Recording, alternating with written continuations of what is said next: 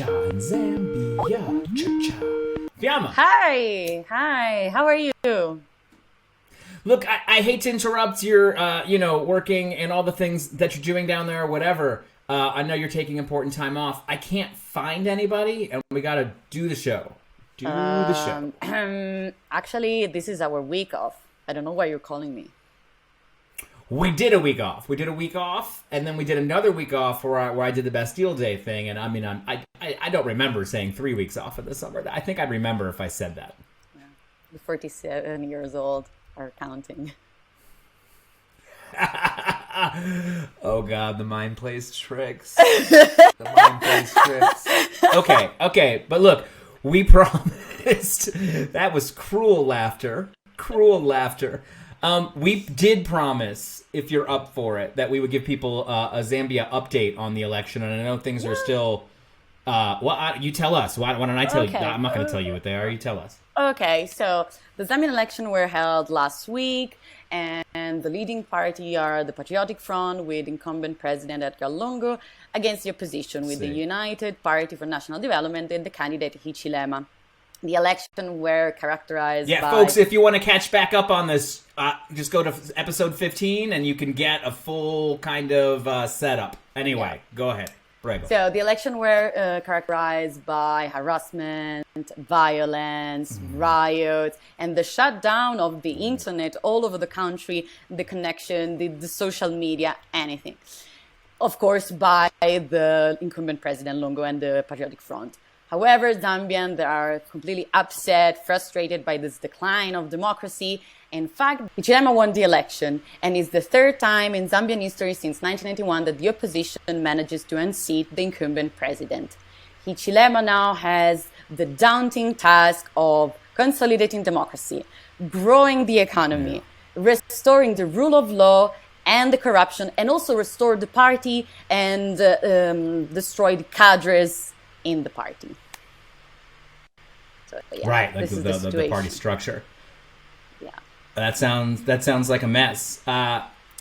We should get in deeper on this. Maybe we should put together a panel with some folks, from the university. As you're meeting people, start to think about who might be good to do a full panel on it.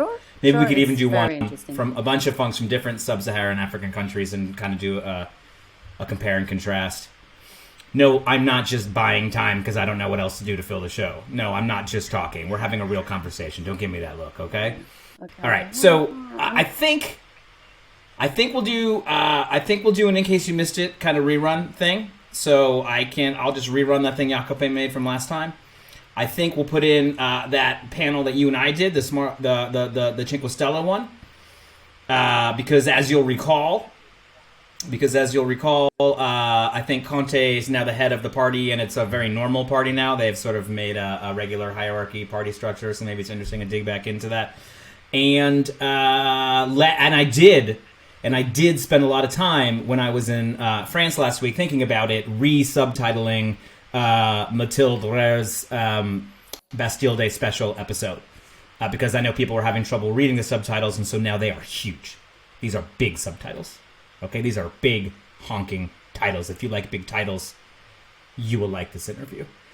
And I'll leave Clement on there just so that people can't read it as well. They can still hear his translation. What do you think? Would that be a show that you would be satisfied with? Yeah, 100%. I'm always satisfied with the 100%. Show. I feel like you're humoring me, but I appreciate you humoring me. While we're here, before I let you go, and while I look for the graphic credits wherever I can find them, why don't you tell folks what they should do to subscribe and support the show? Yes, long time I don't say this. So you should subscribe at patreon.com/the committee program. Also follow us on Instagram, on Facebook, and on Twitter. And of course, watch the show. YouTube every Monday. I know you're a good producer. We I don't know how we're gonna function. We need more people. We need more people while you're gone. We need 2 people. Okay, you write down 2 people who can replace you if I tape them together. I want you to make a list. It doesn't have to be the one person who can replace you. That's fine. You think of the 2 people who can replace you and work on them and see if they'll also, work for peanuts. And I mean that literally like you do. Bye, Fiamma. Bye. imagen por la cual vale la pena arriesgar la vida, sacrificarse hasta la muerte en los campos de batalla de todos los continentes del mundo. Comite, comitato, comitiet, comiteto, corul, comite, we young way, submiti, we committee. Yes. Hi. Just me, like you heard. But that's okay. We're going to have a great show. We're going to resurface some things that we've done before for your enjoyment. First is our Bastille Day interview with Mathilde Larrere, who is a famed historian of the French Revolution. And this is an incredible interview that she did with us, where she really made some important distinctions between the liberal federal revolution of 1789 and the social democratic transformative revolution of 1794 in a non-cliched national razor, Robespierre, guillotine way, right? She actually got right around that and got to the heart of what matters in society, and it's one of the things we've done I'm the most proud of, and now the subtitles are bigger. So please, please, please enjoy.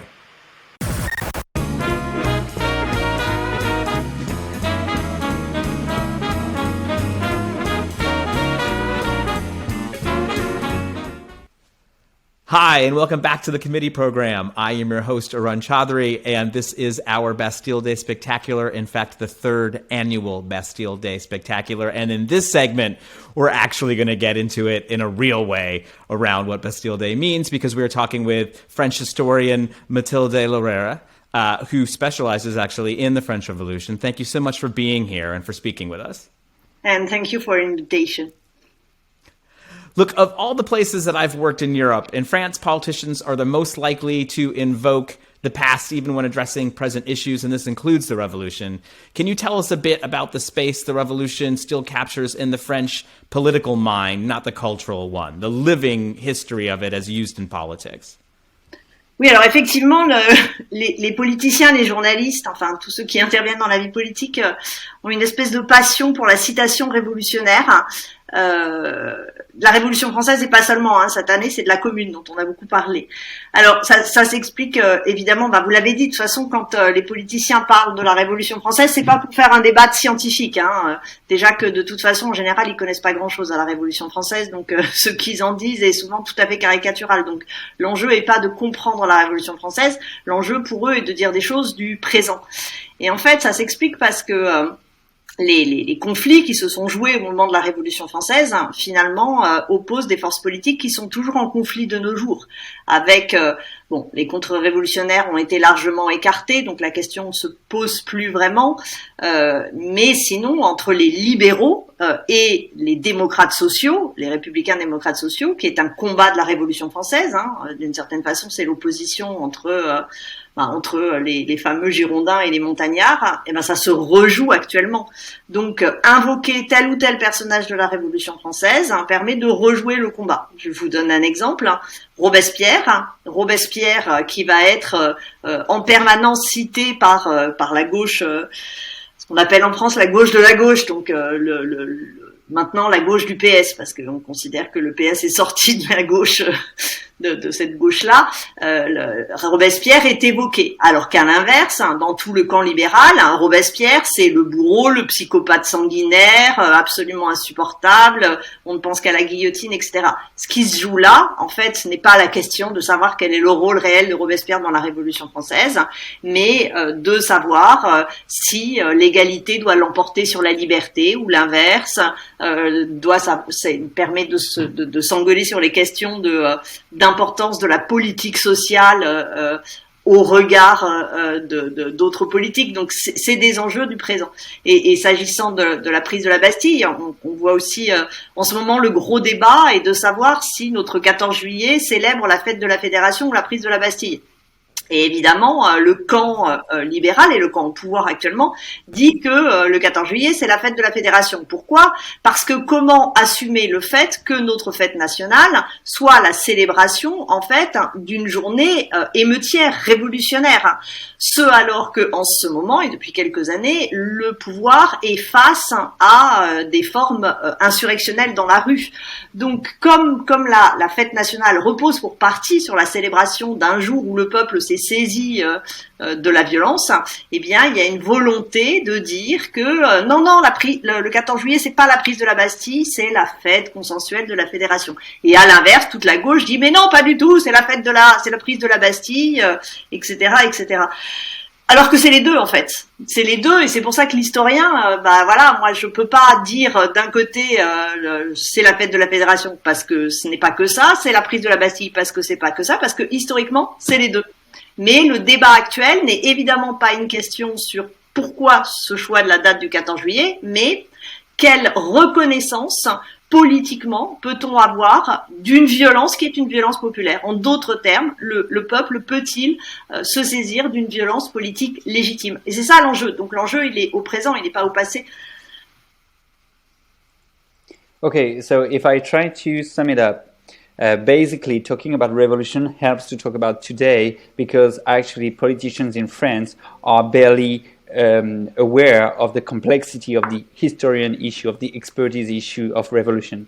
That being said, some examples. The figure of Robespierre, which is a famous revolutionary leader, is systematically quoted by the left of the left, the radical left, as an example. And at the same time, on the right-hand side of the chest, of the political chest, he is he's a cutthroat man, the guy who used the guillotine. So what is at stake with that character is not if or if not Robespierre is a good man, but if liberty, freedom is more important than equality. Because we have in our national devise liberté, égalité, fraternité, and they are all the same on the same level on the head of the city halls, but actually there is a stake political issues of how we prioritize liberty regarding equality. That is a first example. Second example, the question of Bastille Day. Bastille Day, which is in English Bastille Day, but in French 14th of July. Actually, there is a debate in France about what is celebrated on 14th of July. Is it the fact that some people in 1789 took the Bastille and as during a riot, which was the first spark of the revolution, or is it the event that happened 1 year later in 1790, which gathered all the tiers état, I don't know how you say that, well, all the people in a very all the nation in a gathering of representatives of all the departments of France in Paris and named the Federation Party, let's say. And actually, what is interesting is that our National Day is celebrating both of the events, but there is a political debate of which one is the most important to push, because the right, which is in power today, cannot be consistent in celebrating that 14th of July while it's a riot day, while there are so many riots at the moment. It would be a way to legitimate popular riots and popular violence, and this is absolutely impossible for the control freak power of Emmanuel Macron. So that's why they are trying to pretend that it's only la fête de la Fédération, while actually it's both, and in the popular imaginary and in the international imaginary, it's Bastille Day. And do you think that this sort of the ease with which people do use the kind of nostalgia and rhetoric of the revolution has an impact on sort of street level politics in France? Do you see people going to, reaching for those tactics because people use this kind of rhetoric more easily? Je suis pas complètement sûre d'avoir tout compris. C'est comment le peuple utilise. I'm not sure. Yeah, can you repeat, Arun? Because neither Mathilde nor I understood the question properly. Because politicians are using, or because at least some folks are using the kind of rhetoric of revolutionary tactics. Does it become easier for the public to sort of justify using those as opposed to maybe other European countries? Do you understand what I mean? Donc la question, Mathilde, c'est est-ce que selon vous, c'est parce qu'il y a des politiciens qui utilisent la rhétorique révolutionnaire? Are you talking about the left or the right? Or like the yellow vest, or famously in France, demonstrations sort of happen a little faster, and maybe even the police get involved a little faster. C'est bon. Je vois le truc. Alors. La poule et l'œuf. D'abord, ce qu'il faut voir, c'est que le retour de la citation à la Révolution française dans les mouvements sociaux contemporains, qui est très net lors du mouvement des Gilets jaunes. Les Gilets jaunes ont abondamment cité la Révolution française. Il y a eu énormément de graffitis en citation à la Révolution française. Il y a des Gilets jaunes qui, en plus du gilet jaune, ont mis un bonnet phrygien, qui est donc le bonnet que portaient les révolutionnaires et notamment les sans-culottes. Il y a eu des guillotines, évidemment de carton, qui ont été construites sur des ronds-points. Donc la Révolution française a été abondamment citée par les Gilets jaunes. Mais c'était finalement une grande nouveauté. Dans les mouvements sociaux précédents, la Révolution française n'était pratiquement jamais citée, ce qui peut s'expliquer parce que pour la gauche la plus radicale, la Révolution française est considérée, c'est une vulgate un peu marxiste, mais ça peut, disons qu'on peut le discuter scientifiquement, la Révolution française était considérée comme une révolution bourgeoise. Donc c'était pas une bonne révolution à évoquer. Donc on évoquait plus souvent la Commune de Paris, ou on évoquait parfois 68, ou on évoquait des révolutions du XXe siècle, qu'elles soient castristes, maoïstes, enfin voilà. Donc la Révolution française pendant très longtemps n'a pas du tout été citée dans les mouvements sociaux. Il faut remonter au Front populaire pour qu'elle ait été citée. Et là, la nouveauté avec les Gilets jaunes, c'est qu'elle était citée. Ça s'explique parce que la Révolution française est la révolution la plus connue des classes populaires, parce qu'elle est enseignée à l'école, ce qui n'est pas toujours le cas des autres, qui est d'ailleurs de moins en moins le cas des autres. Et parce que c'est un élément de la culture populaire, avec des films, avec des comédies musicales, donc c'est quelque chose qui imprègne les imaginaires. Quand les Gilets jaunes citent dans leur mouvement, que ce soit par graffiti, que ce soit par utilisation des symboles de la Révolution, il n'est pas question pour eux de refaire la Révolution ou quoi que ce soit. C'est une façon de dire... Ça reprend ce que je disais tout à l'heure, c'est une façon de dire nous avons la souveraineté du peuple et donc nous avons la possibilité d'utiliser de façon légitime la violence politique. Parce que la révolution, ce qu'elle a posé, c'est finalement refuser le monopole de la violence légitime par l'État et poser la possibilité que le peuple puisse se saisir de la violence légitime. Ce qui a joué, ce n'est pas que les politiques parlent de la Révolution française. Ce qui a joué aussi, c'est que Macron, lui, a réactivé une mémoire monarchiste.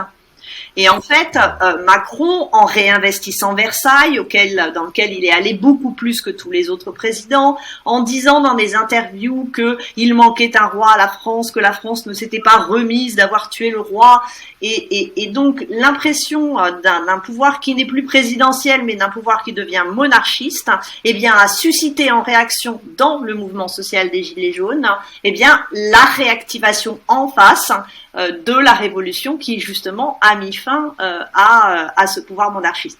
Donc c'est plus l'utilisation monarchiste et la pratique de facto monarchiste n'est pas forcément le bon terme, mais au moins dans le sens étymologique, donc pouvoir d'un seul de Macron, qui a poussé le mouvement social à activer en face le passé révolutionnaire. Okay, it's gold. Ready. So basically, the fact to talk about revolution is very clear in the recent years with the Yellow Vest movement, which has talked and quoted and made graffitis and images of the revolution as symbols of their own. with the revolutionary hat of the revolutionaries, with the guillotine in carton box. And this is very new because actually, until then, in social movements in France, the French Revolution is rarely quoted as a reference because for the radical left, it's considered as a bourgeois revolution. And for that reason, when we pretend to make the revolution in France, we talk more about May 68 or castrist revolutions or Maoist revolutions. And to have some quotations of the French Revolution in the past, we have to go back to the 1930s with the Popular Front. Why the Yellow Vest movement has been so eager to talk about the French Revolution? A few elements. First, it's the most well-known revolution in France because we have 5 republics, but we have several revolutions too, and the French Revolution is the only one which is in the education program of each and every one since the young age. The second element is that there is a popular culture imaginary of the French Revolution with movies, with musicals, with songs. For these reasons, when it was easy for Yellow Vests to appropriate themselves the French Revolution message, but also it was to show the legitimacy of their fight, of their struggle, because actually it's about the legitimacy of violence, and the French Revolution is the moment where the people of France refused the monopoly of violence, legitimate violence, to the only state, but retook it. And last, what played also is not because some people on the left talk about the revolution, it's because some people at the power behave like kings.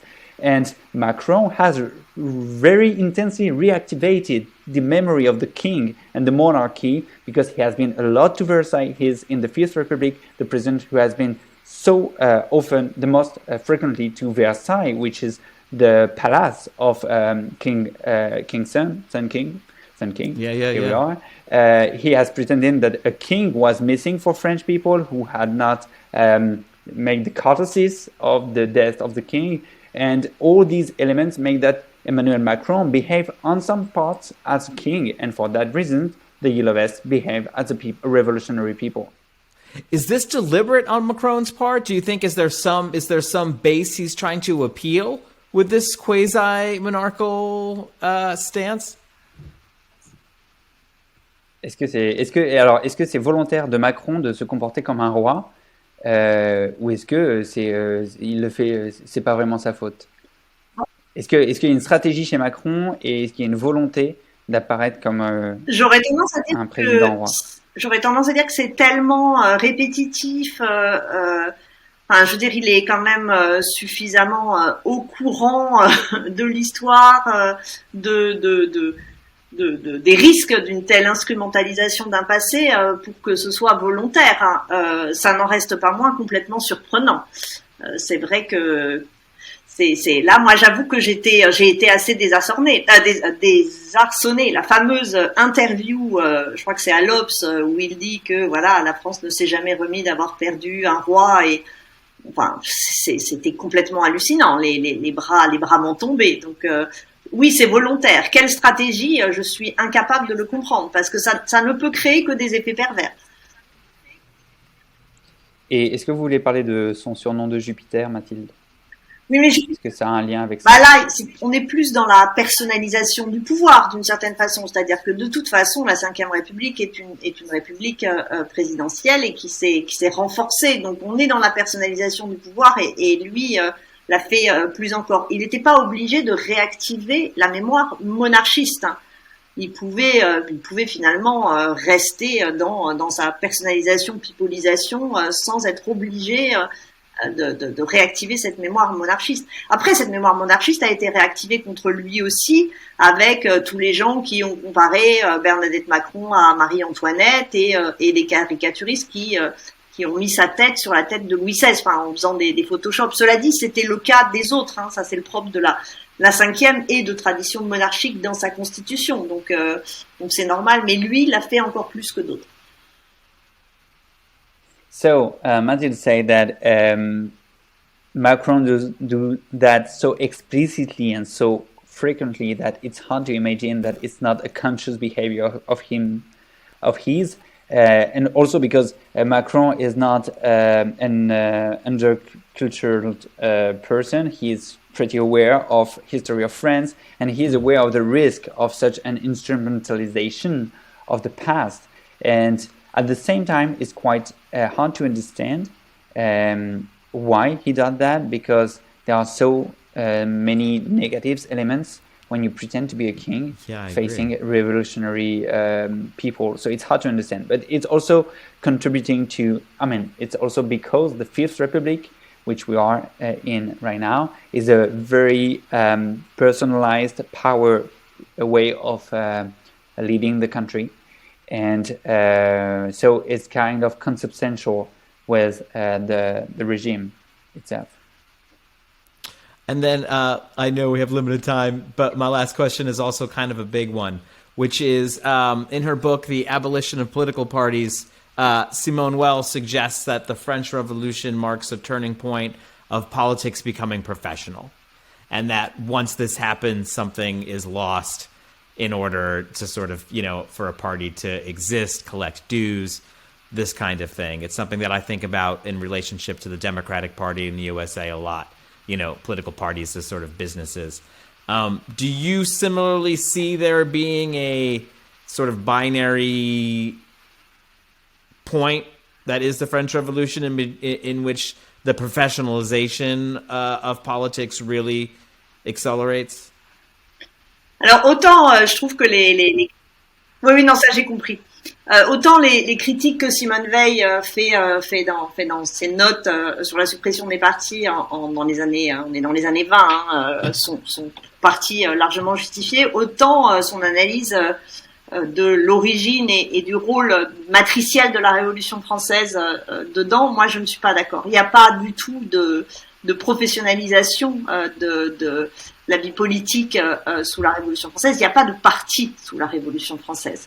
Il y a des clubs qui sont des espaces de discussion, qui sont des espaces de diffusion des idées, qu'il y ait dans les différentes assemblées des moments où des groupes se forment.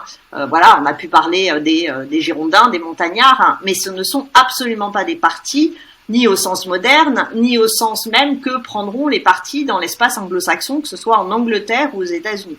La France est très en retard par rapport au monde anglo-saxon dans la naissance des partis politiques, parce que justement elle ne veut pas des partis politiques, par peur des corps intermédiaires, qui est d'ailleurs un héritage de la Révolution française, par peur aussi finalement de la démocratisation qu'a aussi permis les partis, parce que les partis, il y a plein de critiques à en faire, mais ça a aussi permis la démocratisation de la vie politique, alors qu'en France pendant très longtemps, faute de partis, la vie politique est restée dans le main de notables, qui étaient les seuls à pouvoir financer des campagnes et donc se porter candidat et ensuite avoir une vie politique. Il n'y avait pas non plus d'indemnité parlementaire. Donc il n'y a pas de parti sous la Révolution française. Les fameux Girondins et Montagnards, quand on regarde dans le détail, il y a un petit groupe qui vote toujours de la même façon, mais sinon la plupart peuvent voter d'un côté ou de l'autre. Enfin, c'est pas du tout structuré. Il y a aucune structure pérenne. Il y a aucune obligation. D'ailleurs, aucune obligation de vote. Il y a pas d'argent en jeu là-dedans. Il n'y a pas de carte. En fait, il va falloir attendre la loi de 1901 en France. Donc, on est quand même plus de 100 ans après la Révolution française pour que l'on autorise le droit d'association qui va permettre de donner vraiment naissance aux partis politiques. Et on considère qu'en France, le premier parti politique moderne, c'est le Parti radical socialiste, qui naît juste après la loi de 1901, et ensuite la SFIO, section française de l'Internationale ouvrière, qui naît en 1905. Mais avant, il n'y a pas de parti en France. Il y a des agrégations d'élus ou de postulants à l'élection. Il y a des groupes de pression. Il y a des journaux qui vont soutenir certaines idées politiques ou autres. Donc il y a des forces politiques, mais il n'y a pas de parti au sens moderne. Donc la Révolution n'a rien à faire là-dedans pour moi. Okay, so what Simone Weil says in her note about abolition of parties, in terms of critiques, are very legitimate in the context of the 20s, but according to Mathilde Larrere, her analyse, so Simone Weil's analysis of the role of the French Revolution to the constitution of parties is not right, because we cannot legitimately say that there is a professional, it's getting professional political life under the French Republic, because actually there has no political parties before the 20th century. So during more than one century, there are not real political parties. There are some clubs, some groups of ideas, but it's more circumstantial. And France is really behind the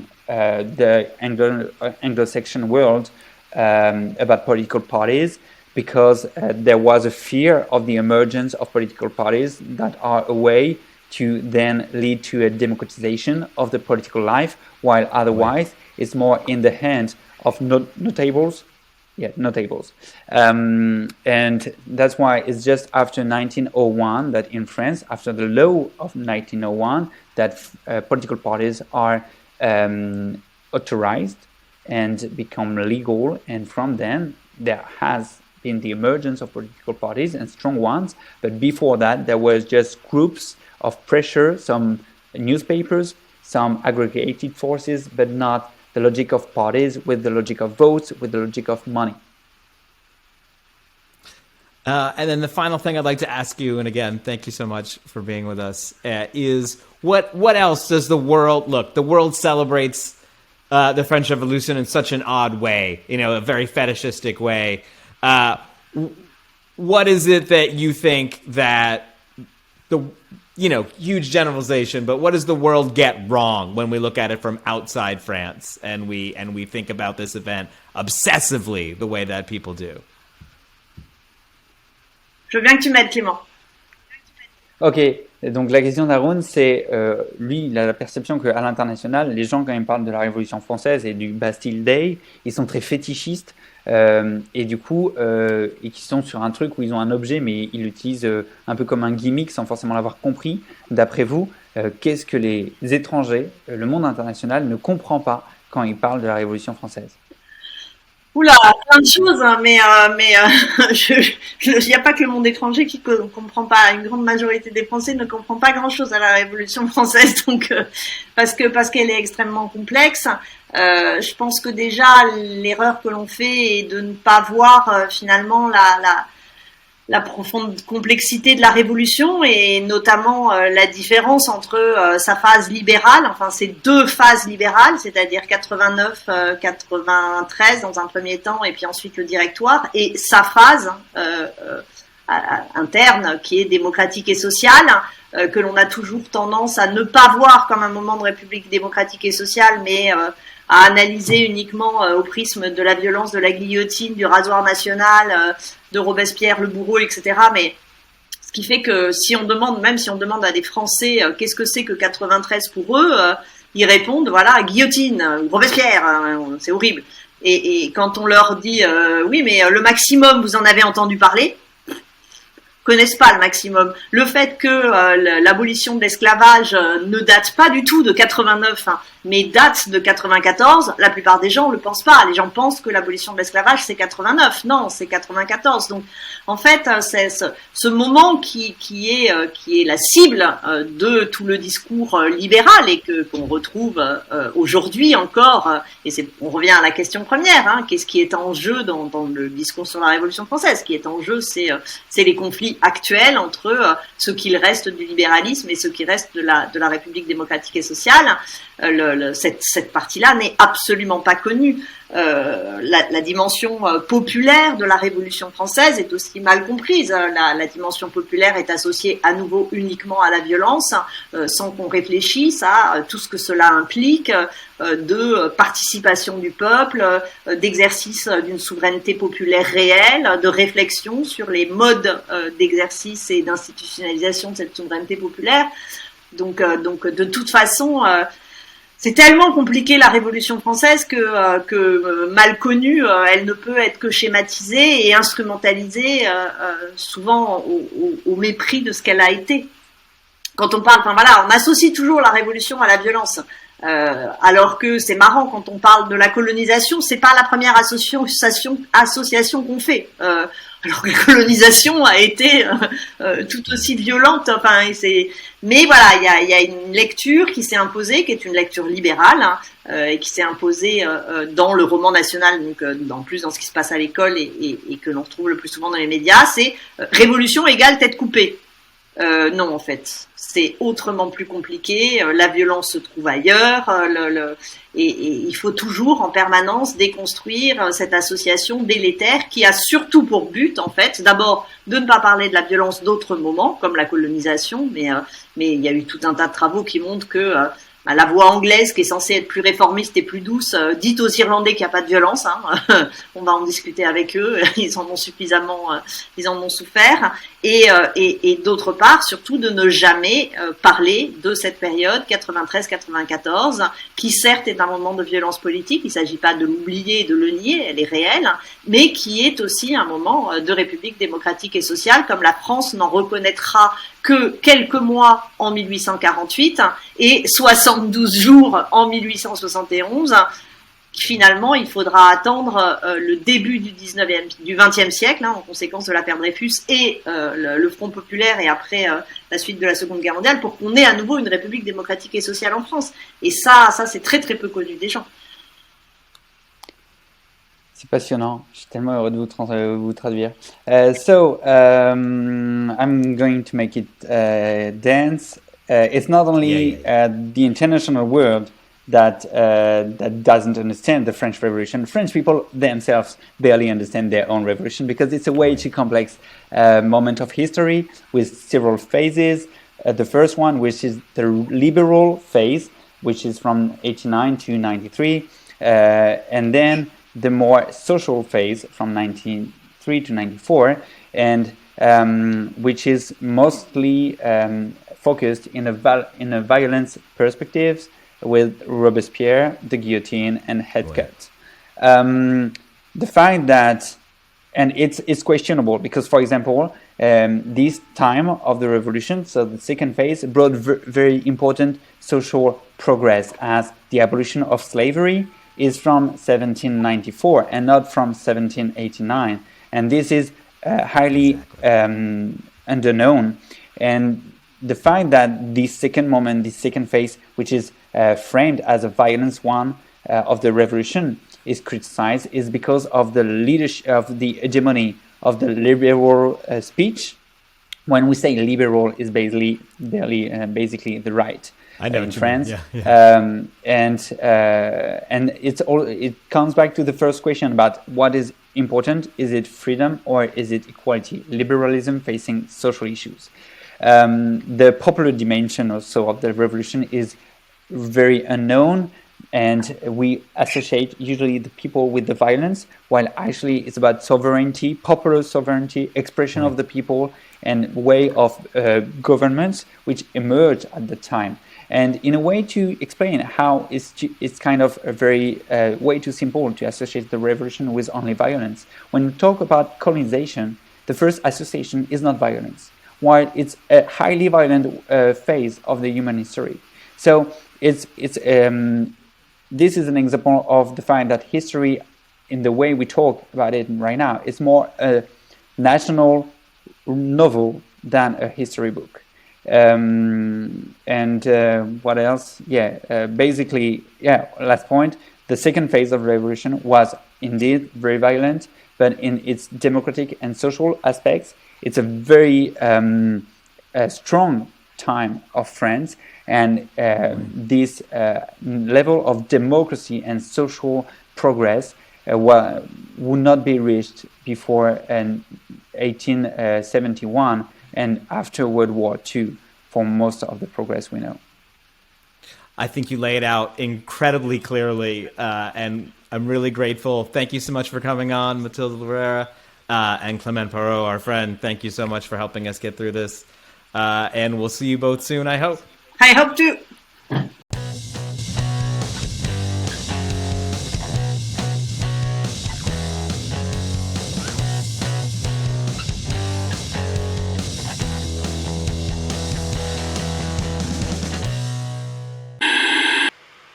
Hi, welcome back, friends, and welcome back, enemies. Welcome back, frenemies. Welcome back, the indifferent. Welcome back, the undecided. Welcome all of you back to the committee program. I'm your host, Arun Chaudhary, and our next highlighted rerun is actually one of our first panels, which was about the Cinque Stelle in Italy, who are a populist movement that kind of had a left-wing and a right-wing expression in a kind of very interesting way, something we're going to talk about in there. But what I wanted to say ahead of time was that one of the questions we posed in the panel was, well, the Cinque Stelle continue to be a sort of interesting experiment in politics, or will they start to become a more normal part of politics? And I think we can definitely say in the last 2 weeks, with Giuseppe Conte, former Prime Minister of Italy, becoming the official head of the party, and the party agreeing to sort of less democratic, referendum-y, Rousseau voting, as that's the machine you'll hear about, they now have a more traditional district party leader format that they are going in. So, as you're watching this and you're thinking, I wonder where this is going, that's where this is going. Check it out.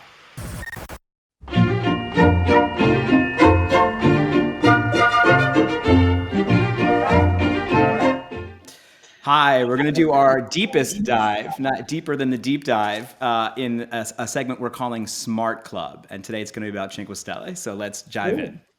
On October 4th, 2009, Italian comedian Beppe Grillo and Gian Roberto Casaleggio, an emergent web strategist, founded the Five-Star Movement, or Cinque Stelle, perhaps the most interesting development in the politics of Europe this century.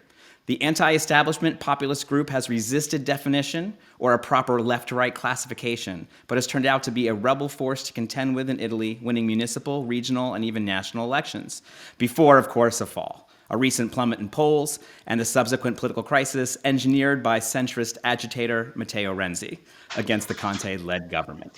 With us on our first Smart Club panel to discuss the rise and fall of the Cinque Stelle are Paolo Gerbaudo, sociologist and senior lecturer in digital culture and society at King's College London University, and author of an upcoming book, The Great Recoil, Politics After Populism and Pandemic. I see what you did with the P's there. And I think that's coming out in July. And I think you dropped the cover on Twitter. I saw that. Nadia Urbanati, Italian political theorist and professor of political theory at Columbia University in New York, and author of Me the People, How Populism Transforms Democracy, carefully avoiding the alliteration. And we respect that as well. And then Rachel Donadio, Paris-based journalist, contributing writer at The Atlantic, and the former Rome bureau chief of the New York Times. And I will say, even before we start this, I have personally worked in my political life in Italy with candidates associated with Cinque Stelle and using their party apparatus. So I just feel like I should be transparent about that up front. But welcome, y'all. Let's talk, about Cinque Stelle. Like most things, it's a moment in history and it's a movement founded by people. But can we start with the moment? Italy is famously a country with a lack of a political center, or maybe that was true until a man named Berlusconi whacked the whole thing to the right. Nadia, can I ask you just to set the stage for us? The First Republic is falling. Yeah, I mean, this is an interesting... What is the opening? My opening on the Five Stars movement has to do with the opening on the Italian system, political system and party system. This is the story of a party who doesn't want to be a party and cannot avoid being a party.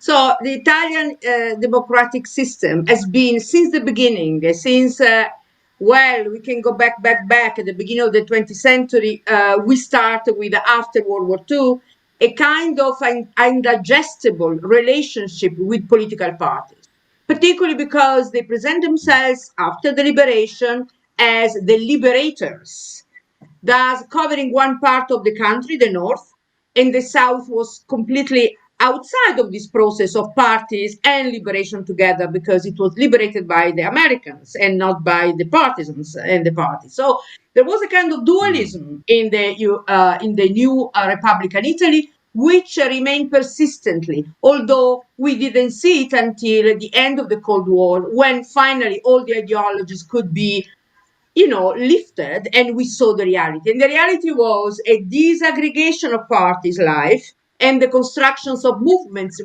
after movements, extra-parliamentary movement first, and then movements that claim to be the substitution for parties in the name of good democracy, true democracy. So the Five Stars movement wanted to re-achieve democracy out of the party's appropriation of it, and in doing so, they had to make two moves. And now they are facing the crisis. The first move, to declare themselves to be not simply a movement, but an anti-party movement. And as an anti-party movement to enter the political system based on parties. Second important move they made is to declare not to have a physical headquarters system and a physical organizational system, to be simply digital and online. Thus, total movement on the square, because it was spontaneous aggregations, and movements outside of the square by and through this new kind of square through the web. So these two important transformations that change a lot in our parliamentary system and the way of thinking of politics now is facing another important change. And here I stop. This movement is going to be very soon a new party. And this is the story that Paolo Gerbaudo already started telling us in the newspaper Domani a few days ago. And so we are in front of ourselves with a movement born to be an anti-party and forced to be a party. And then, Paolo, can you tell us a bit more about Beppe Grillo? You know, maybe sort of, for the American audience, a Jon Stewart-ish figure, but certainly with a twist, because there is a man at the center of this as well, and certainly it's come back this week. Completely. Beppe Grillo is really, in a way, the synthesis of this party's potential and of its flaws. He is a figure that became very famous because of his satire, because of his very histrionic character, and because of the way in which his comedy was increasingly about politics and criticism of corporations. In a way, was running in parallel to the anti-globalization movement at some point. Criticism of technology at some point, though then he becomes a technophile. He goes from smashing computers on the stage to becoming a techno-utopian. And that's the moment when he meets Casaleggio, this web guru that really becomes instrumental in his success. And in a way, initially, really the public, the groups of people he gathers around him are the people that, the spectators of his shows, right? He's a person who tours Italy all the time with these shows, with these raging attacks against the political class, against corporations, and so on and so forth. But then progressively, it broadens this public to other people. So it's not anymore the middle class that goes to these shows, right? And the people like them, but also increasingly people who are really in trouble. I mean, people who are from basically what once upon a time we would have called the working class, right? Or what today people would call the precariat. People who are unemployed, people who are earning very little, people who are very insecure, people who are very precarious. That's a bit, in a way, the kind of miracle, right, that he manages to pull off. I mean, recently he has been in the news for something really sad, and which is basically because he furiously defended his son, who is accused of involvement in gang rape, right? So which is really troubling, and it tells you of how flawed also the movement was, starting from his leader.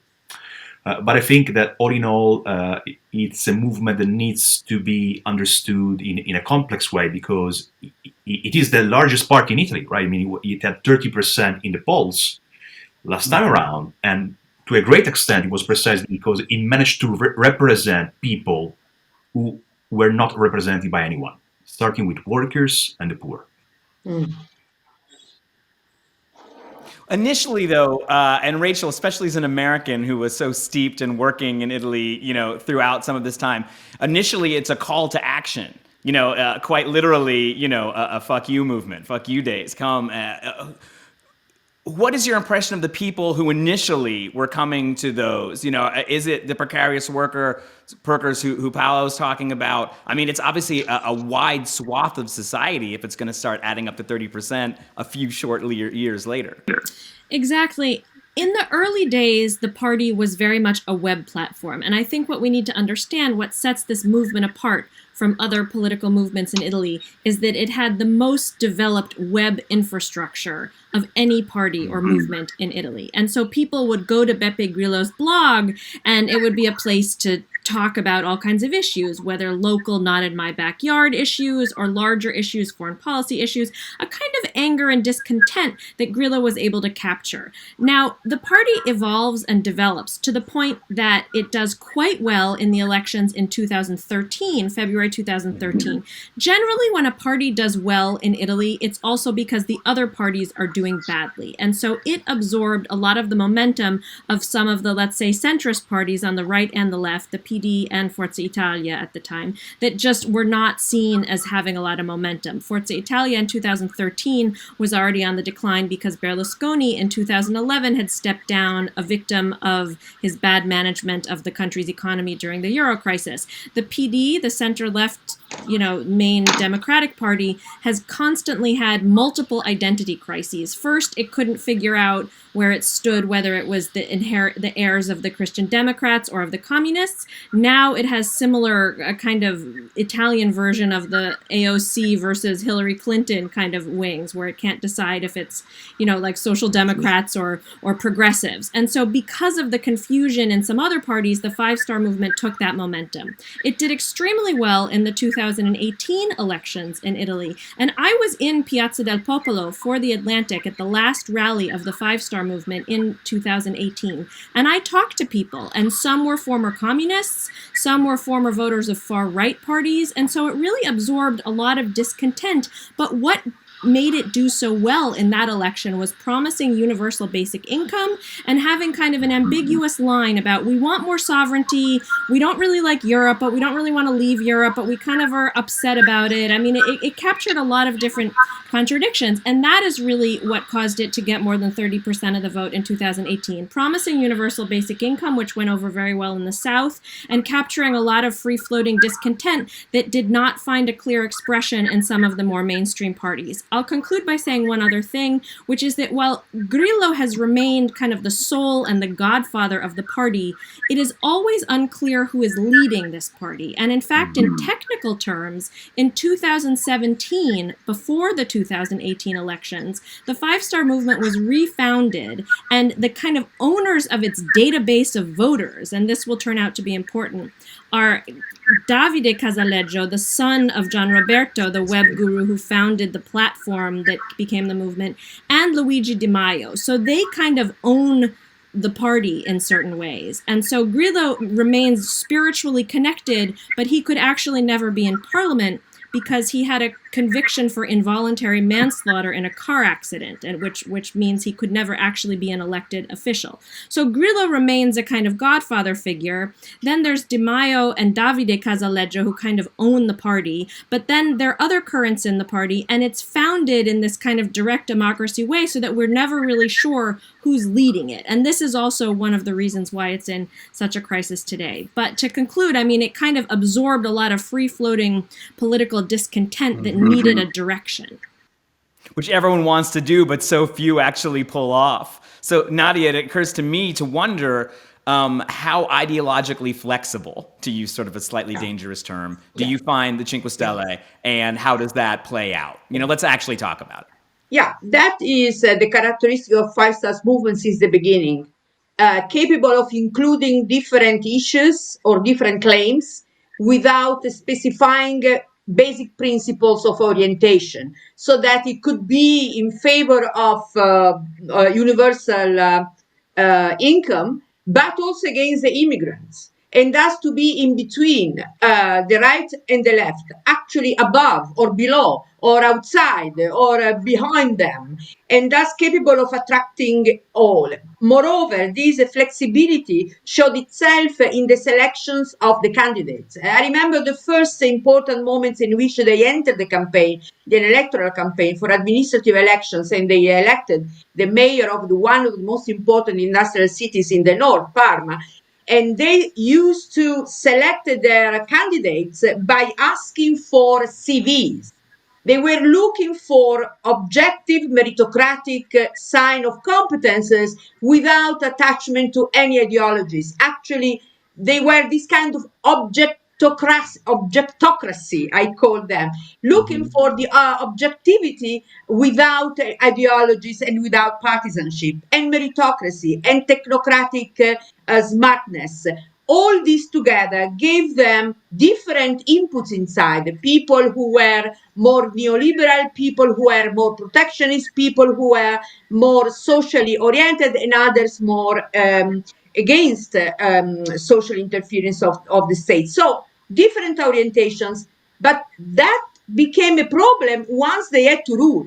So the first things we see that once they are in government, both in Parma, immediately the clash started in Parma when the new mayor, very competent, but at the beginning not at all a politician, so incapable of using his power against the Five Stars and the other parties, he decided to step out and to abandon the party and to create his own list. And this was the beginning of a process of articulations of many movements inside of these movements, so that at the end, as soon as they start entering the government, particularly recently in 2018, they showed that they could stay with the right and with the left, with the League and with the party, democratic parties, and in doing so, they became kind of chameleontic to the point that they lost some people instead of achieving strength. No, now, apparently, although 32% in terms of numbers in the seats in parliaments, they are around 18% in the audience. So they slash practically the half. This means that they have to position themselves. They cannot simply float in the middle of everything, being bipartisan when is necessary or very strongly oppositional when necessary. And this is what Giuseppe Conte is trying to do, to position these to become party movements into a between center-left. So that is going to compete with the PD in this case, clearly, because they are focusing on the same electorate. So they are looking for alliance, but it's an alliance that will cover what? What kind of electorship is going to attract? I agree with Rachel in this case. They attract in the South people who are jobless, in looking for support and assistance. In the North, they don't have support, and in the North, they will use perhaps the PD. So it's a kind of alliance that is functional somehow, capable of covering parts of the of countries that neither of the two parties capable of doing. So perhaps it's a functional, would be a Confederation. Sorry. A confederation more than an alliance, or an alliance of two people trying to park a car in the same spot. Rachel, sorry, you wanted to jump in, then I have a question for Paolo. I just want to jump in. I mean, you mentioned the term ideologically flexible. I think we need to be careful with the term ideology, because I also think we could introduce the term opportunism. I mean, they came into power with this platform that they would only serve a certain number of terms, that they would give a certain amount of their salaries as elected officials to Casaleggio's system that runs the web platform. Many of them haven't done that, and so now there's a lawsuit about money, and they came into power saying we want to be against the system, and now they're in parliament and don't want to leave parliament because they kind of like it there. So there is a certain amount of opportunism, and that also comes through. Luigi Di Maio came into power skeptical of NATO, and now that Draghi is running the government has become much more Atlanticist, and Luigi Di Maio is foreign minister. So there's always been a certain amount of opportunism in Italian politics, not just Italian politics, but so it's really just a question of power and who can harness that. And then it's not like we go to this party because this is what it believes in, but the party, which was founded on a kind of marketing skill, understands like what do people maybe want, and therefore will go meet them there. There's always been an interesting tension between we're setting the agenda ideologically and people will follow us, and we're listening to what's out there and we're setting our policies based on what people want. And I think the Five Star Movement does that more than other parties, in part because it was founded basically as the political arm of a web marketing consulting firm, and so it has quite a lot of skills in doing that. Giuseppe Conte, who was prime minister in 2 governments with the Five Star Movement, he is not actually a member of the Five Star Movement. So he might be able to be the leader of a centrist bloc, but he's not technically in the party. And according to the bylaws of the party, in order for him to request membership, there would be like a 6-month delay before he would be allowed to vote in the own party elections for party leaders, because the way the Five Star Movement works is there's this web platform, Rousseau, and all the members vote to elect the new leader. And so he might not even be able to do that technically. This is a technicality which other parties should be able to overcome, but it does speak to some of the many internal contradictions of this movement. And to the quick rise, right? You know, there's maybe not all the I's and T's have been dotted in their charter. But Paolo, to be, really to break down a little farther, I think especially what people in America find surprising, they have governed both with Lega, with the right and with the center left, the PD currently. What has that looked like, and what have they accomplished through that? Because obviously that is a huge, obstacle, but obviously it must be an opportunity for something. Yes, I think that they have an ideology. So sometimes, this flexibility is not down to the fact that they are deprived of ideology. Their ideology is this anti-political elite stance, right? And they voice it not because they hate politics as such, but because many people have grown wary of the political class, because the political class is seen as favoring economic elites, is seen as favoring this discourse that we cannot have the good things, right? Austerity, responsibility, so-called. And this is a discourse that can align both with the left and with the right, which explains why they've been in government with Lega and in government with the Partito Democratico. The first coalition in 2018 came after 1 month and a half of negotiations with Lega, a populist right party. So it was described as the populist coalition because it was the two souls of populism, as it were, that we have been seeing around the world. Right-wing populism and perhaps kind of mild left-wing populism in the case of Five Star reunited, right? In a context where right-wing populism at the upper end, ultimately, because Salvini from the Ministry of Interior started using that as a sort of warship through which to bombard both the left and his own allies, right? Attacking them all the time, taking away from them some motives, including the anti-case motive, and polarizing people more around issues having to do with immigration. Right? So actually, the movement of votes away from the Five Star and towards the right started with the government during the alliance between the Five Star movement and Lega, right? To the point that Salvini felt so emboldened, he thought he could force snap elections.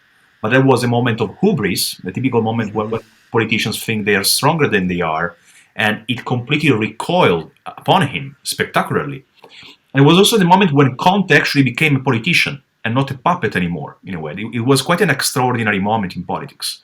It really shows, in a way, how politics is really not just a projection of social forces, but a theater of its own where things happen. Because there was this famous debate in the Senate with Salvini next to him and Conte basically treating him a bit as a kind of father treats a stupid son, like, patting him on the back, Matteo, you're a bit crazy and stuff. And it was a complete humiliation for Salvini. And it was a moment where Conte demonstrated he actually had leadership skills. And that people liked him because he was quite a decent person. Someone who was not like the other people, right? So then this coalition with Partito Democratico began, which looked quite interesting because it looked a bit as a sort of recapitulation of social democracy adapted to the conditions of the 21st century. They started talking about minimum wage, which in Italy we don't have. We are the only country in the EU, except for Austria and Sweden, that doesn't have a minimum wage. And salaries in Italy are at the lowest of most OECD countries, most Western European countries. Right? They started really kind of mobilizing interesting moderate social democratic policies. So it looked really, really hopeful. But then we know what happened, right? With these blitz by Renzi, clearly allied with other figures against Conte, and this new center-left alliance, which despite being moderate, right, and Conte is often described as a Christian Democrat of the left, because indeed he is a Christian person with some social values coming from the social teachings of the church, but no more than that. But already that was unacceptable for the Italian establishment, that something like that could exist, right? That minimum, very small gains could be made for the popular classes. It was already too much, right? That's why they toppled him. It's, it's interesting when you look at how they sort of occupying the same space, and how Conte sort of, he's talking about him becoming a politician. He really did seem to have this COVID bump, that it sort of spoke towards technocratic competence, these things that are going in. Nadia, what do you think, who gets to inherit the 15% is, I guess, what I'm asking. Is it this new space in the center that speaks towards a squishy gray area between the Contes and the Draghis of the world? Or does this space dissolve back into its natural tendencies on the left and the right, where they belong, some might say? This is precisely the issue today, in my view, because the Conte's project to become the leader of the Five Stars movements and of potentially the coalition with the Democratic Party, because they are constructing the coalition in view of the new elections. The idea is to cover the entire 32 plus and to reach the 40%. So to reconfirm the thickness of both parties and expand a little bit at the expense of the left, of the center. I don't know whether this can be achieved but I can think that it is a reasonable project. Why is a reasonable project? You see it from the opposite, because there are so many people against this project, many in the media, many inside of the central right, many within the television talk shows and so on and so forth. So there is a kind of attention to what people don't want. Who are the people who don't want? Those who didn't like Conte, those who are establishment based, and they consider this plebeian reconfiguration of the coalition politics in Italy. They don't like the Five Stars movement. The Five Stars movement for the establishment is plebs, and they dislike radically. So what they want to is to avoid, to prevent this coalition. And thus there is a bombing every day, attacking on this possibility by destroying the legitimacy of the Five Stars. Now, of course, Grillo gives them a great opportunity to score because he's in a very bad moment. Now, this means that in the future, in my view, it will be very interesting to see constructions of this alliance between the PD and the Five Stars movement. And in my view, it is a well-grounded alliance. Many people want it, although not the people who define and decide over the opinion. So there is a split in this country between opinion makers and people outside. Very truly, I mean, you can taste it. You can feel it when you are here. Rachel, you look like you want to jump in on that.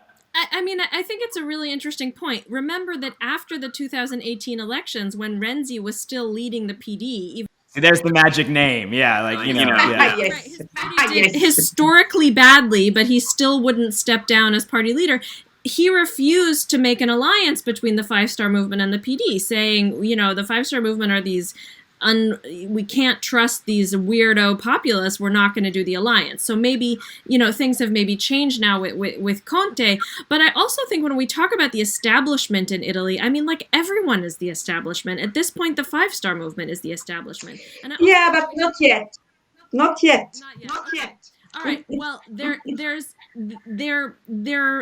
fans of the Five Star Movement in some elements of the media in Italy, and I think the connection between the mainstream media and the political parties is one that's very important in Italy, more maybe than in other countries, where even though like print newspapers, which have plummeting newsstand sales, like people are not reading these, but they're still important, also the televisions, and so who is promoting what agenda in the mainstream media, television, newspapers is important. But as we see, both the Lega and the Five Star Movement have done extremely well communicating through social media and the internet. And if I have one regret in my years as Rome bureau chief of the New York Times between 2008 and 2013, it's that I don't feel like I took the web seriously enough, because I was kind of talking to the establishment, like, well, that's what the establishment says, and I do think there is a kind of sentiment that the Five Star Movement taps into, but there is also, you know, I think that the more historic political parties have not been able to adapt in a certain way.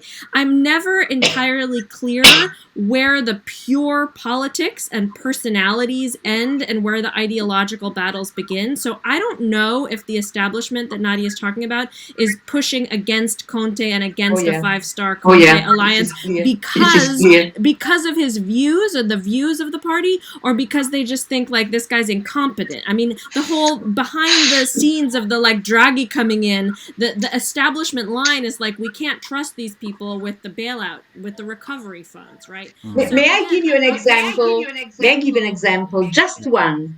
One of the reasons why all my friends in the news, particularly the newspapers, Huffington and people in the Repubblica and La Stampa, they were upset with the government and Conte, truly upset. Why? One of the reasons, the most important, because his PR, public relation, and he was a member, he was an actor coming from the Big Brother reality show, and they were obsessed by being offended by transforming the government into the place of the reality show people. And so they refused even to talk to him. Berlusconi, you know, I mean, didn't they remember the Berlusconi chapter? But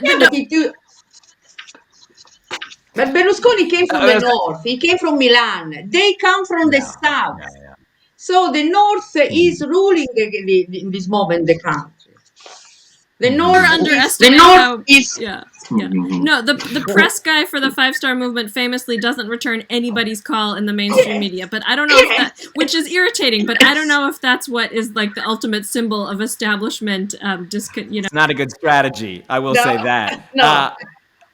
You know, folks with different ideologies, I'll just throw some out there, you know, Barack Obama, Bernie Sanders, Jeremy Corbyn. When you work on those campaigns and you meet the campaigners and you're hanging out, they're movement people. They're movement people. They have a certain vibe. It's hard to describe.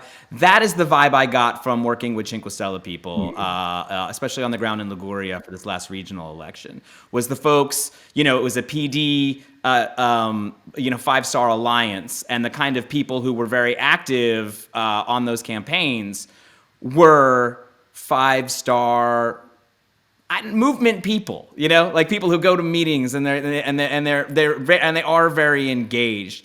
And so I think they're amply establishment but engaged people. Where are they going to go, Paolo? Where is their home? It's a very specific person, but it's a very important person because it's the person that the PD can't seem to hold on to. Right? Yeah. This is their last 10% they never get. I mean, I think that you really need to understand what is going on in terms of a volcanic politics, because all the structures of representation, of popular representation that were there in the post-war period become sclerotic, and they are falling down, right? So the trade unions and all the socialist parties and communist parties that were giving a channel for people's demands, to voice people's anger, to voice people's interest, are not there anymore. So what happens is that you have a dual society, right? I mean, the integrated people who are part of trade unions or civic associations who somehow feel represented. That's basically the middle class these days. And then you have a growing section of the population that doesn't fit anywhere. Right? The working class of before has become the middle class now, because they have gone through their social mobility, right, in the 60s and the 70s. And that's the PD, which is now the party of pensioners and civil servants, fundamentally. These are the figures that are the most important ones. But then you have these huge ocean of people that are not represented by anyone, and it's like a geyser that whenever it finds a hole, whenever it finds a channel, it will use it for however flowed it is, right? It doesn't matter how flowed it is. The most unlikely vessel, if there is an opening in the system, it will exploit that opening. Much as it happened with Corbyn, right? That it surprised anyone. How the hell did this happen? This was impossible. Yes, because there was a very small opening, and the unrepresented used it to the full extent. Same thing with Bernie Sanders, right? During the primaries, nobody in 2016 was expecting it would come so close to snatching away the nomination from Hillary Clinton. But again, it's because there is all this pent-up anger, and whenever it finds a space to use it, it does. Same thing with the Five-Star Movement, right? It has, in a way, unwittingly become the vessel of popular anger. I think now there are two possibilities. There is sort of bifurcation, two possible paths. There are people who want to normalize the Five-Star Movement, including Di Maio, want to turn it into yet another liberal party, into yet another centrist party, as if we didn't have enough liberal centrist parties in Italy. There's more centrist parties in Italy than there are centrist voters. And the other thing is basically to take a stance and say, we are standing for working people, we are standing for poor people that unfortunately are not represented by Partito Democratico. Let's be clearer about what kind of interest we represent, because it is impossible to represent the people. You always represent a section of the people. And let's be clear about it, and let's connect our demand for democracy, which is fundamental, with a demand to represent the rights of those who are not economically represented now in the system.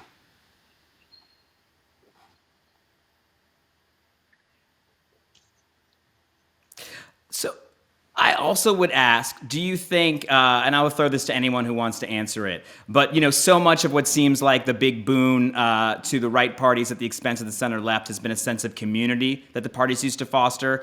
Being a communist meant that you had a social life. You think being a member of the Socialist Party and stuff like that. Did the Five-Star provide that sense of community that some folks were leaving and as that way came in? And how much do you think Rousseau, which is of course the name of their digital platform, has to do with that? And is that one of the legacies that's going to come out of this, is that you have to be building community, especially in a digital way?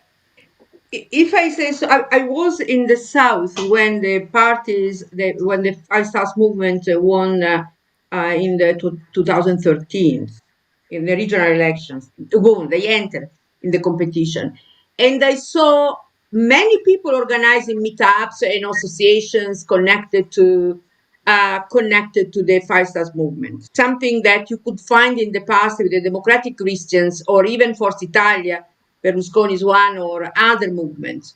So there is a permanent quest for community or associations based on some interest, not simply faith or beliefs, some strong interest. And yes, the Five-Star movement was able to replace the previous ones and to do it in a way that was functional to the disaggregating reality, which is the south of the country.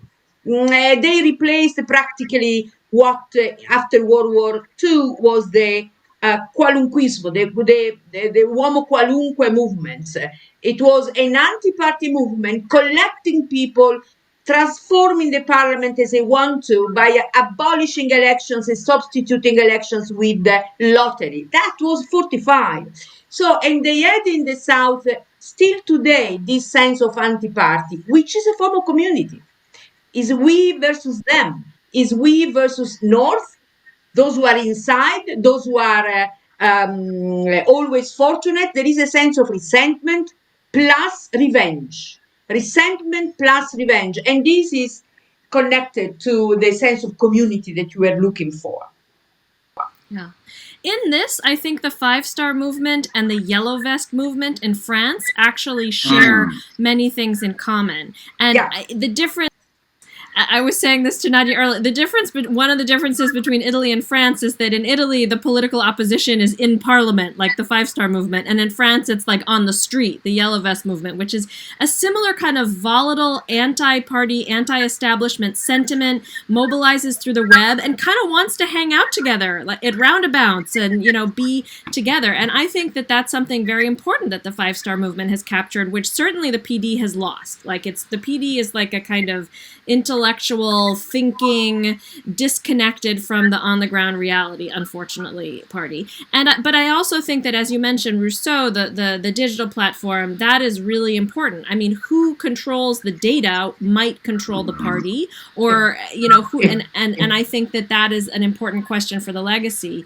And I also think it's something that other parties have looked to. The Brexiteers went to visit the Five Star Movement to visit Casaleggio to find out, how does this platform work? How have you been able to kind of figure out how to, harness discontent into kind of political action? And that net roots and that digital thinking and platform is important. And I think that will last. But very few people participate. The South is very disconnected. It's not very connected with the web. And how can they get along? Because it's, how many people participate in the voting, in the referendum? They have many referendums, 40,000.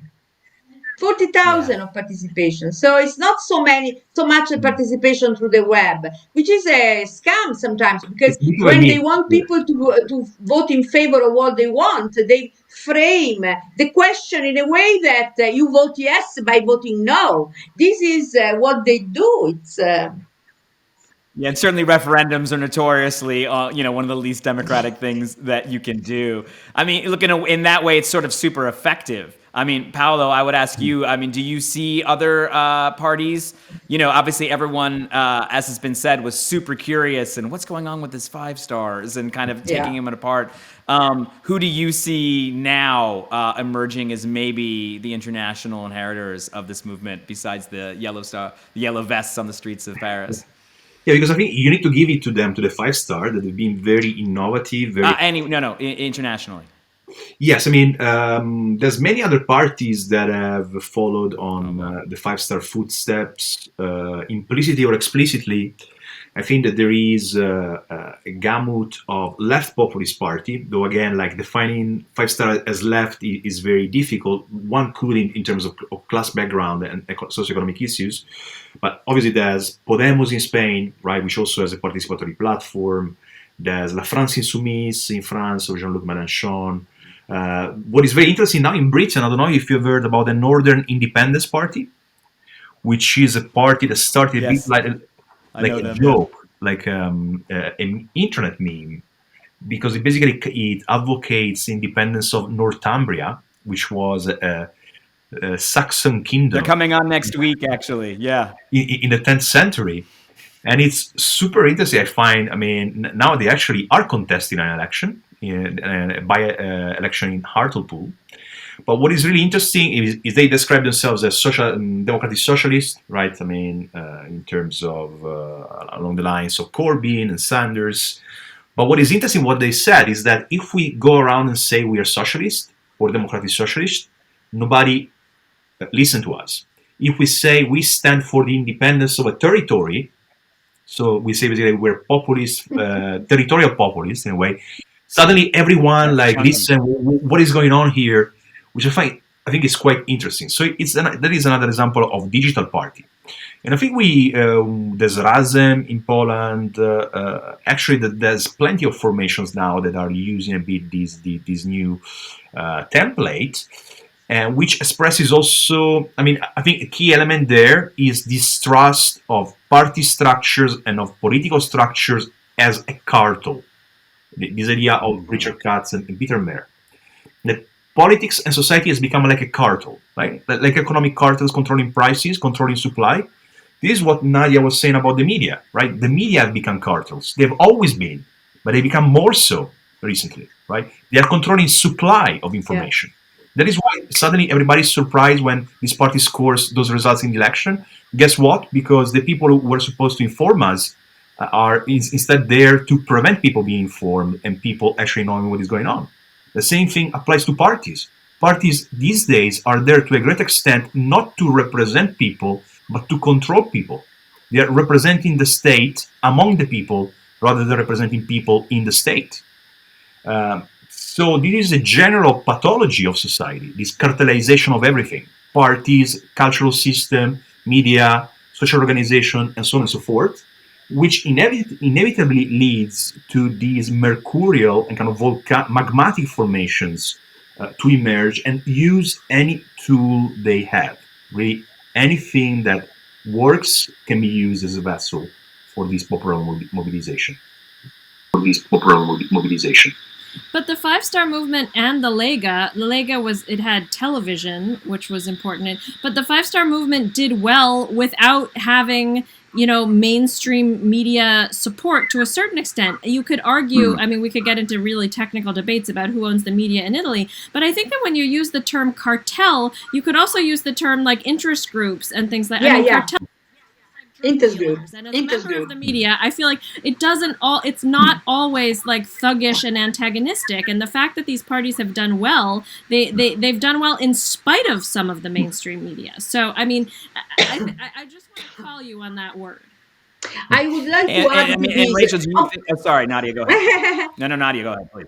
No, this is important what she said, because we are no longer in the Habermasian public sphere in which there is a plurality of quasi-anarchical society developing associations and medias freely. Here we have medias that are owned by corporations they have many interests vested inside of the parliament and the government. In particular in Italy, we have three big owners owning everything, all the televisions and the newspapers, and the platforms also, Huffington, and they defined actually the goal of politics. They give a goal to politics, and they present themselves. And many people use this. People that I know, friends of mine and political theorists, they say, "Look at this is a power that doesn't have any form of accountability, because in the name of free speech or free associations, they really operate in the thick way, in the thick world of politics, imposing agendas." This is what we have now. So it needs to be analyzed better, this domain of media and freedom of media, not freedom, media and organizations. I don't know whether we call cartel or interest-based media, but it's a problem for me. In Italy, at least, I feel it. Would the knowing what they know now, would the cartel or interest group, depending on how thuggish they want to be, actively prevent the rise of the next Five Star? Right? Yeah. Is this something you think they didn't see coming and are regretful, or like we could have stopped that if we'd actually given it the attention it deserved in the very beginning? They stopped the government, and they did so in a way that was fantastic, because we have, for the first time after 45, the first time a government collapsed without even the parliament voting against it. Conte didn't even go in the parliament to ask for confidence or does not confidence. He simply resigned to the president, and the president. So it was a very strange system of transition to. And the bombing, the attack against the government was since the last year every day. We with some friends, also Paolo was at a certain point involved. We had last June, May actually, a document, a letter, in order to prevent this everyday attack against the government. This was May 2020. We received in 24 hours 25,000 signatures. It was a splash. It means that there is a separation between what the media say and what the people would like to have. Unfortunately, I don't like to play the game of populism, but this country is incredibly divided and polarized. I mean, Paolo, what would you say about that? Does this represent a kind of victory of the elites that's going to fuel the next it's amazing wave because of anti? Yeah. It's amazing because Nadia is very critical of populism, and rightly so, but it tells you that the situation is now beyond a point where really also you need to give it, right, to certain populist forces for what they stand there to represent. And I think it's really a matter of what kind of solution there will be to this deadlock, right, between establishment and forces that stand there to represent popular interests. In Italy, we have a system that is very opaque, is very Byzantine in the way in which the President of the Republic is supposed to be only a symbolic figure. By some, actually has a lot of power. That is why also the Partito Democratico really wants to keep the Presidente della Repubblica. And often this institutionalism, this idea of institutional responsibility, especially born by Partito Democratico, right? We are the people standing for the Italian Republic, for the institutions, guaranteeing the continuation of the nation, the pillar party, engenders automatically, on the other hand, this kind of populist dynamic, right? Because people say, so is responsibility paying people so little? Is responsibility doing whatever you're told by Brussels technocrats, sometimes even more just because they say so. And therefore, it really creates this divide, this yawning gap between many people, especially in the South, as Nadia was saying, and the people who are standing there to represent them. I think that now a lot will depend on what Conte does, if Conte manages to refound the movement, right? In May, the Festa movement will have a new assembly. It also needs, in a way, to get rid of the figure of Grillo, which is now a huge liability for the movement. Conte is widely appreciated by Italians because he looks like a decent person. And being minimally decent as a human being is a plus in Italian politics these days. It is a plus. He has demonstrated he's a person who cares. He's a moderate, but he cares. That's already enough for people to have trust in him. But it is going to be a very difficult game because of all these things, because of all this resistance. And also because perhaps Conte is too much of a technocrat to be populist enough, right, to mobilize people, right? An element of the Festa movement was... Maybe he wasn't reframed, he wasn't reborn as a politician, quite politician-y enough in his rebirth. In the sense that... Rachel, I also, like, you know, especially... No, go ahead, Paolo. No, I think, sorry to interrupt. I mean, it's just that the center-left... The center-left has this problem with channeling people anger, as if anger was wrong, right? But sometimes people are angry for good reasons, and you need to channel it in a right way, in a good way. But you need to understand why people are angry. Exactly. So in an election like in America, where you saw Joe Biden win, but the Democrats lose seats in the House of Representatives because the anti-establishment backlash vote is still very much present in America. Do you see lessons in Five Stars rise and perhaps fall for an alliance that happens in an America where people on seemingly different ends of the spectrums are disaffected for the same reasons? I always find it hard to make direct analogies between Italy and America, in part because Italy has so many different small parties and there's so much pure politics and there's so much kind of... In a way, but there's still two teams. That's what I always say. You know, they rearranged the deck chairs, but there's still two teams. Well, I mean, then I think I think that the divisions within the center-left in Italy are similar to the divisions within the center-left in the United States, in that you have kind of the progressives and the more mainstream. So you have the kind of Renzeites who are more like Hillary Clintonites, and then you have the AOCs who are maybe a little bit like Five Star, but also a little bit like, I don't know, they're younger and more... Ellie Schlein, kind of, even more, right? Yeah. And I mean, I also think Italy doesn't really have like a green movement in the way so much in the way that Germany does, for instance. And so, I mean, I think that generationally, I'm curious how young people will vote. I mean, in France, we found that a lot of young people are actually voting for the far right. They're actually supporting the far right. In Italy, maybe I think, you know, you asked about lessons from the U.S. election. I mean, there isn't... like the kind of centrist establishment figure, like Biden-like figure. There's Draghi, who's running the country, but he's a technocrat. And I actually think that the most brilliant politician is the most despised and despicable in certain ways, and that's Renzi. The person who actually captures a certain kind of centrist bloc would be Draghi, but I don't really see him going to play pure politics. I mean, I think the centrist voters who might go to Conte would definitely go to Draghi, but Draghi doesn't, maybe, I don't know, I don't call the guy, but I don't get the sense that he wants to get in the mess of Italian politics.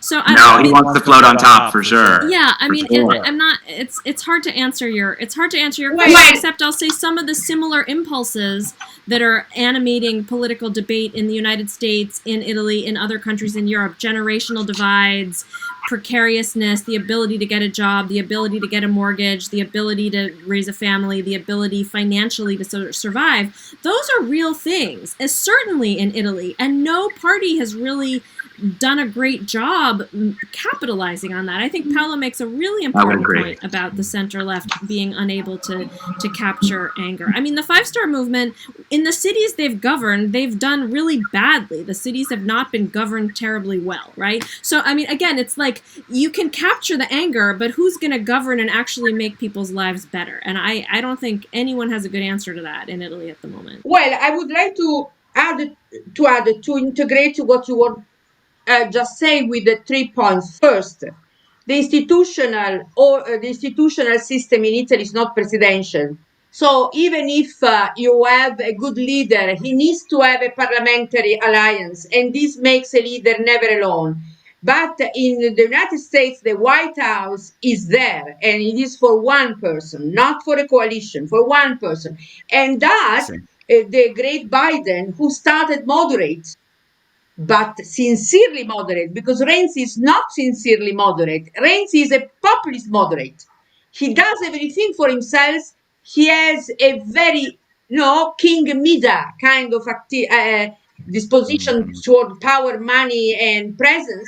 Doesn't have any kind of ideas. At least the moderate Biden had strong ideas.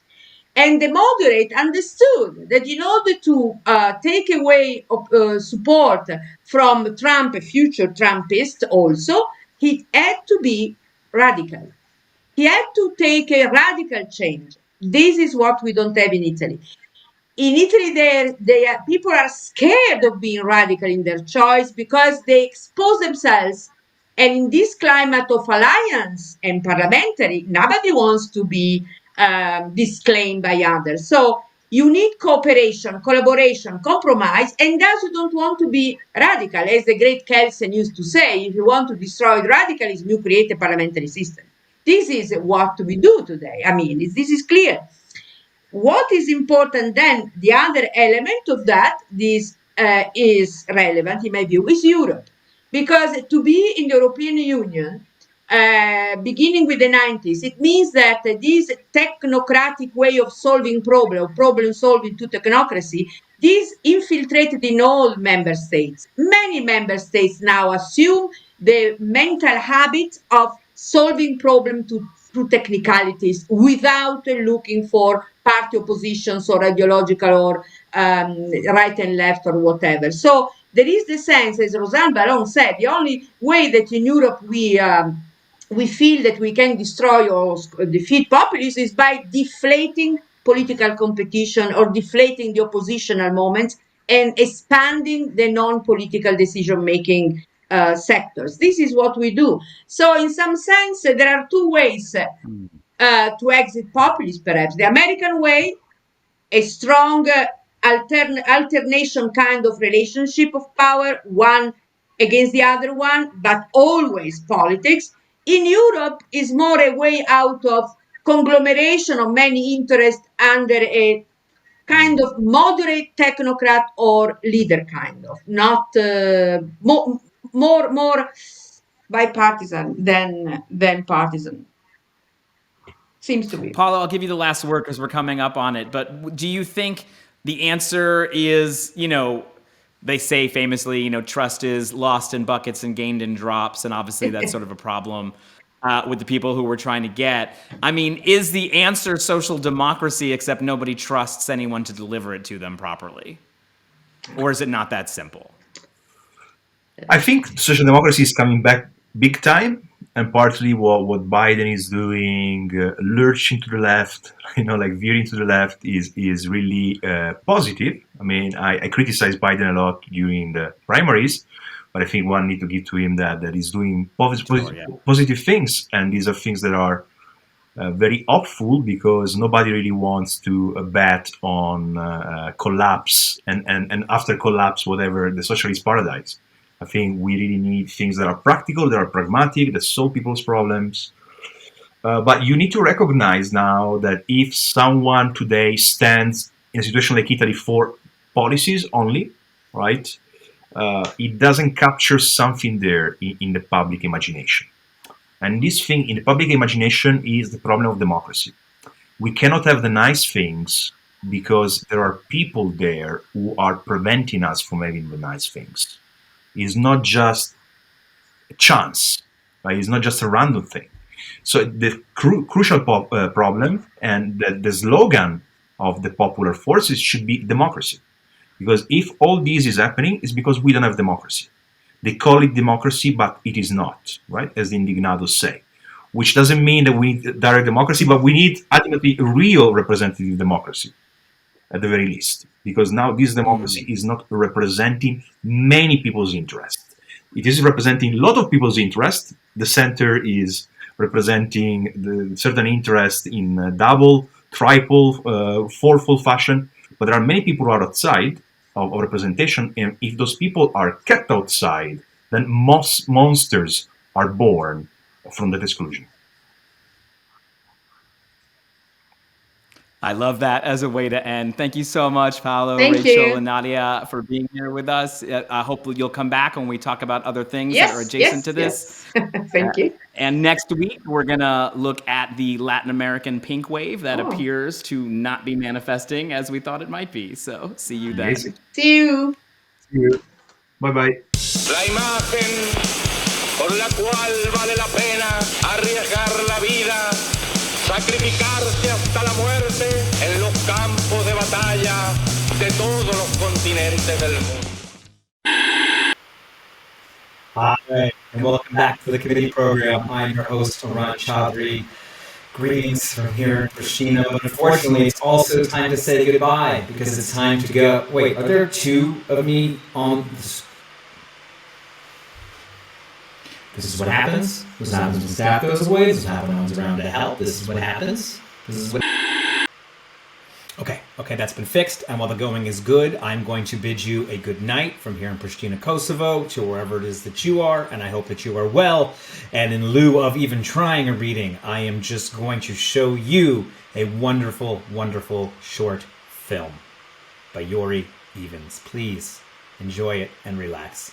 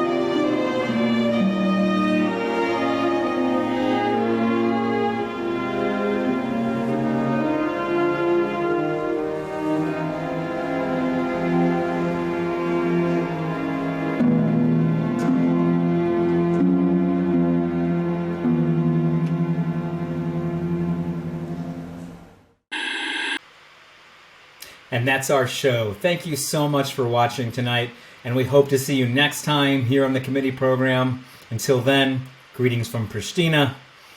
Oh no, goodbye, farewell from Pristina. Ugh, these in case you missed it, like rerun things, I don't ever know what's going on. People aren't ever really here to help me.